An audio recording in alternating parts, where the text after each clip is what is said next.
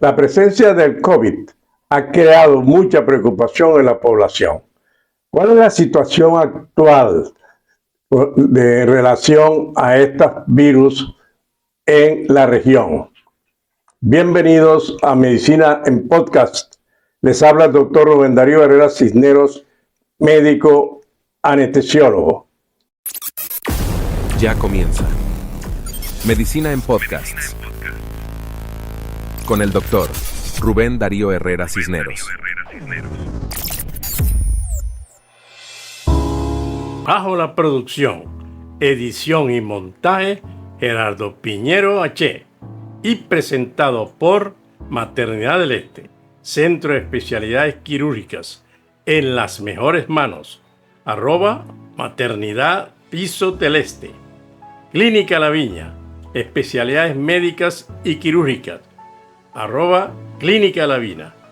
Herrera Health Savings Life, consultores en protección familiar y patrimonial, @Herrera Health Savings Life.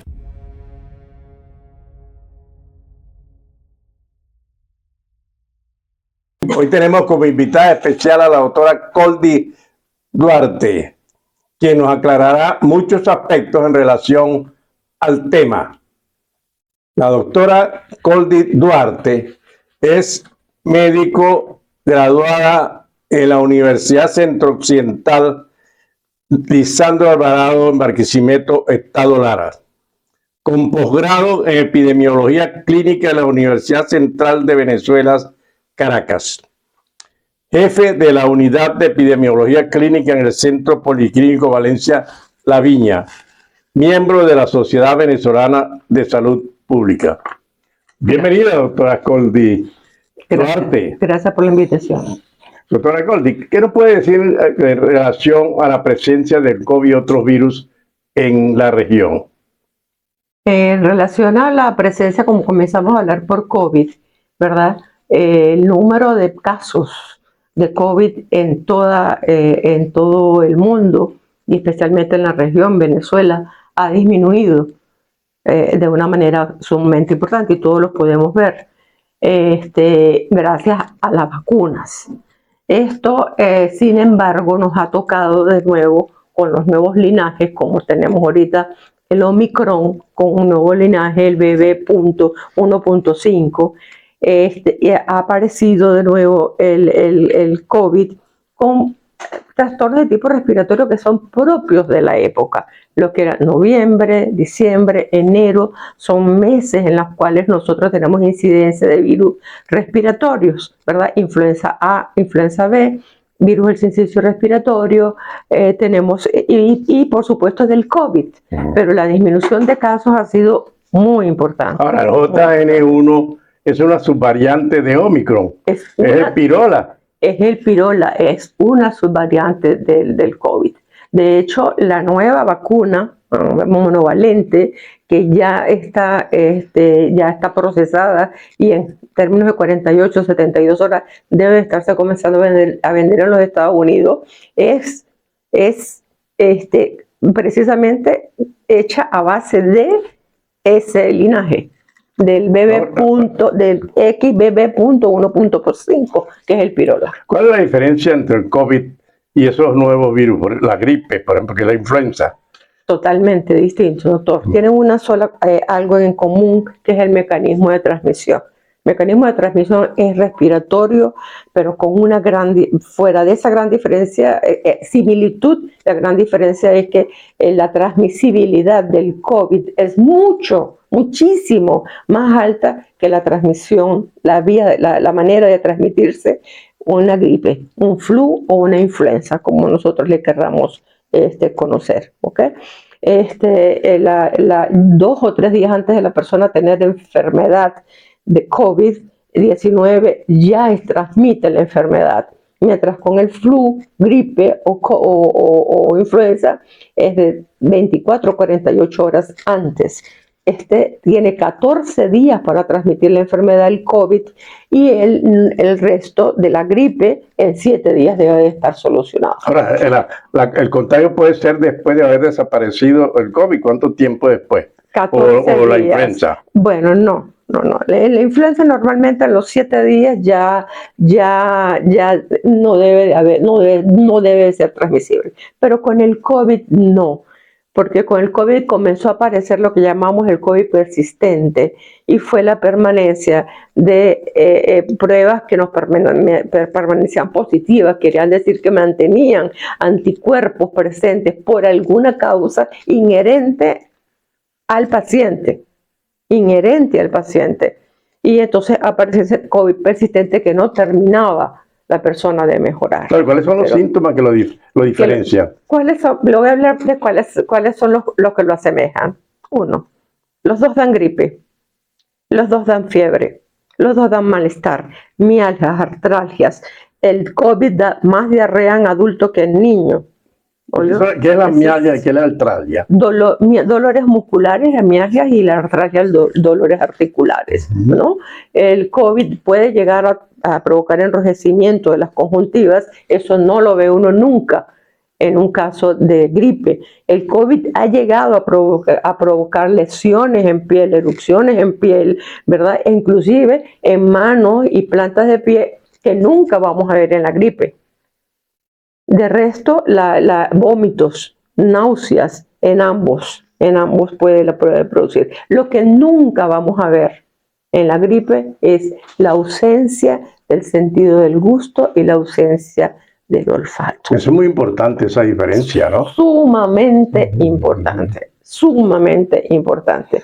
Esto a los 2 o 3 días de la persona que tiene COVID, que presente el síntoma de la ausencia de uno de los dos o de los dos, ¿verdad? Tiene tendencia a desaparecer en 15, 20, 30 días, y sin embargo la literatura y los links recientes hay todavía personas que contrajeron COVID en el año 22 y todavía tienen trastornos, sobre todo del gusto. Hay las pruebas para hacer el diagnóstico. Sé que siempre se han recomendado, pues, para... Hemos variado, doctor. Nosotros comenzamos desde hacer la prueba de determinación de anticuerpos, ¿verdad? Que era que se pinchaba el dedito y teníamos... Ahora no. Ahora trabajamos con la determinación, que eso es el mundo entero, con la determinación de los antígenos. El antígeno, y es a través del hisopado nasal. O puede ser faríngeo, pero nosotros normalmente utilizamos el hisopado nasal. Y ya trabajamos también con biología molecular. Entonces ya se hace PCR también para COVID, que es de fácil y rápido. Eso es para COVID, pero para la influenza... Para influenza también. Y no solamente, sino que tenemos lo que en laboratorio se conoce como el multiplex, que es un grupo de virus, ¿verdad? En el cual entonces hacemos la determinación de influenza gripe tipo A, influenza B, hacemos el virus del sincicial respiratorio, micoplasma, o sea, varios de los virus más comunes en un solo examen. Ahora, eso va en todos los años o de épocas diferentes aparecen virus así, de la influenza y otros virus. Fíjese que ahorita, recientemente, hemos tenido una incidencia aquí en nuestro país de virus del sincicial respiratorio, ¿verdad? también entra dentro del grupo del multiplex, el sincicial respiratorio. Igualito, transmisión, todos son de vía respiratoria, todos de vía respiratoria. El COVID tiene la particularidad, el COVID-19, que la gota de transmisión, ¿verdad?, es pesada y ella puede caer sobre una superficie, la persona inmediatamente tocar esa superficie, llevarse la mano a la boca, nariz o a los ojos, y esas son las vías de transmisión. Pero es poco frecuente que sea a través de mucosa ocular o de nasal, o boca, más por vía nasal. El virus del sincicial respiratorio, nosotros tenemos ahorita una modalidad que no la veíamos. El virus respiratorio la veíamos en niños en este extremo de la vida y en adultos. Ahorita no. Ahorita en cualquier edad puede uno ver un paciente con infección respiratoria aguda y es un virus del sincicial respiratorio. Usted busca ese paciente y dice, ¿será que está inmunocomprometido? Un paciente que tiene una enfermedad de bacterias no la tiene. O sea que ha cambiado Ha cambiado la presentación. Hay una población más susceptible de tener complicaciones. Total y absolutamente. Total y absolutamente. Total y absolutamente. ¿Cuál sería esa? Fíjese bien que vamos a hablarle del COVID, ¿verdad? Que fue el que me tocó.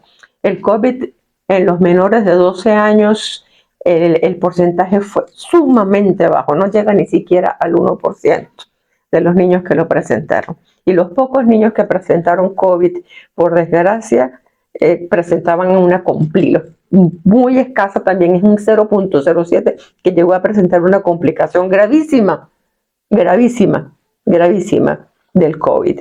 De resto, el 99 punto tanto era en adultos. Nosotros comenzamos porque nos llamaba la atención de que no tocaba niños, ¿verdad? Respetó a los niños. La población por encima de 13 años comenzó a verse comprometida y de repente vimos que las personas mayores de 40 años, ¿verdad?, estaban siendo afectadas. Pero ¿quiénes fueron afectados en ese grupo de 40 años? Entonces teníamos como comorbilidad principal al paciente diabético.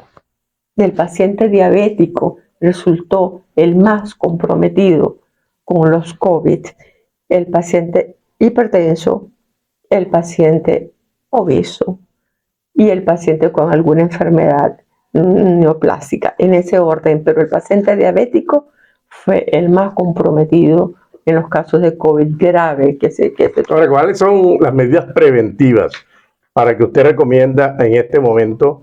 Son las mismas de antes, de lo que comienzo del COVID, con el virus Delta. Desde que comenzamos con el Delta, que fue arrasador, ¿verdad? Esas mismas medidas que hablábamos de mantener primero los espacios, ¿verdad? Si estamos en un espacio cerrado en donde no hay aire, no hay una ventana o algo, todos debemos de usar mascarilla. Y todavía, desde el 22 de octubre, ahorita el año pasado, la OMS volvió a repetir, mantengan las medidas que mantuvimos desde el año 20. ¿Qué quiere decir?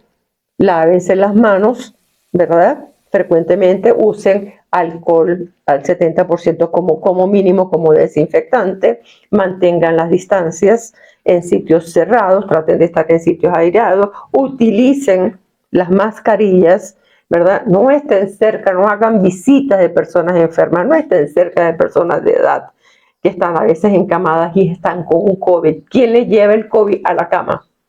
Un familiar. Claro. Un familiar. Entonces, y lo más importante, que era la vacunación. Ahora, ¿cuál es el estado actual de la vacunación en nuestro país? Le comento que nosotros tuvimos una receptividad buena en comparación con otros países del sur, ¿verdad? Porque hubo un grupo importante de personas que completaron las 3 dosis y el refuerzo. Pero en el mundo hay un grupo importante que solamente recibió 2 dosis o 1 dosis. Y hay también otro grupo que definitivamente no recibió ninguna. Yo particularmente les recomiendo a todos que se vacunen. Hoy día la vacuna se habla a mayores de 6 meses de edad. O sea, vamos a vacunarnos todos, porque la inmunidad no es duradera, no es como la vacuna del sarampión que era de por vida. Esto está nuevo, las inmunidades, hay unas que son más efectivas, unas vacunas fueron más efectivas que otras. Entonces, bueno, pero la vacuna y las medidas de prevención son sumamente importantes. No dejar la mascarilla, carguen siempre la mascarilla en el carro, en el bolsillo, en la cartera, porque usted no sabe a quién tiene al lado y los asintomáticos. Precisamente uno de los grandes problemas del COVID, ¿verdad?, fue el grupo de personas que nosotros llamamos el grupo que dispersó la enfermedad, que eran los asintomáticos. Tuvimos muchos asintomáticos y bueno, por cada asintomático que nosotros teníamos a los 10 días teníamos 10 enfermos y a los 14 días, esos días pasaban a ser 47, 57, 97. O sea, un número muy importante cuando uno compara con la influenza. Fíjese usted, doctor, que en los Estados Unidos, ¿verdad? En lo más reciente que tiene hasta hoy, con 300 millones de habitantes, la cantidad de personas que fallecieron, que enfermaron, fue altísima. Pero murió 1 millón de personas por COVID. Y por COVID, pero por gripe, en esa misma temporada, murieron 14,000 personas por gripe. Entonces, la mortalidad, la letalidad de esa enfermedad, o sea, qué tan alta es una en comparación de la otra. Ahora, tengo entendido que hay combinaciones de COVID y otros virus. Dengue. Con el dengue. Dengue. Tranquilamente podemos tener pacientes con COVID-19 y dengue. Tranquilamente. Sí. En resumen, ¿qué recomendaría usted a la población ante esta eventualidad que tenemos en la región? Lo primero que le voy a decir es: toda persona que se sienta con fiebre, con malestar, acuda a su médico. O llame a su médico, vaya al médico. Segundo, importante, completarle los esquemas de vacunación, ¿verdad? Ya ahorita no hay COVID, no hay vacuna, creo que no hay vacuna disponible, ¿verdad? Porque tendrías que comenzar de nuevo, ya perdiste. Si te la pusiste en el 22, una sola vacuna, tendrías que comenzar de nuevo un esquema.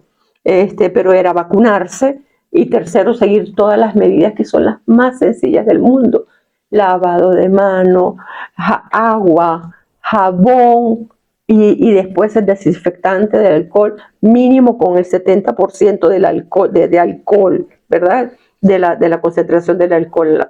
El uso de la mascarilla en los sitios en donde estamos encerrados, tratar de si hay alguien enfermo, pues entonces, bueno, use la mascarilla. Eso es también sumamente importante. Limpieza del área donde normalmente nosotros estamos. Acuérdense que se transmite a través de las gotitas. Y entonces eso es importante, ¿no? El estornudo del paciente con COVID puede llegar hasta 1.80 metros.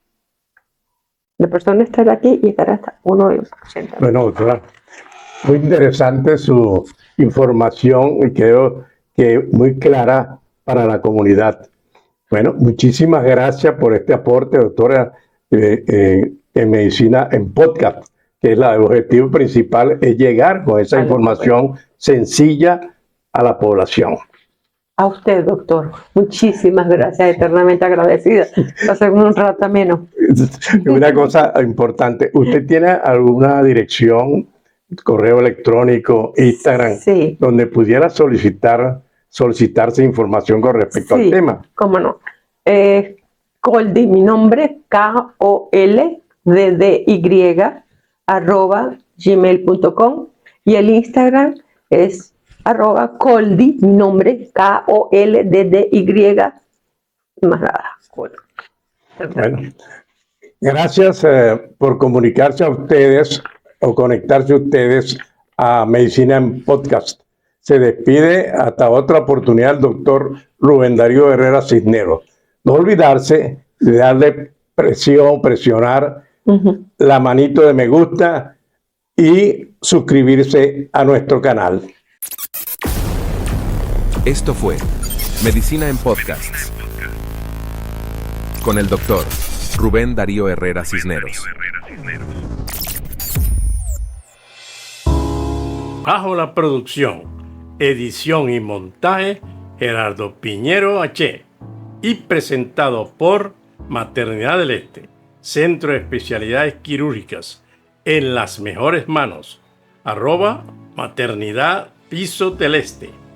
Clínica La Viña, especialidades médicas y quirúrgicas. @Clínica La Viña.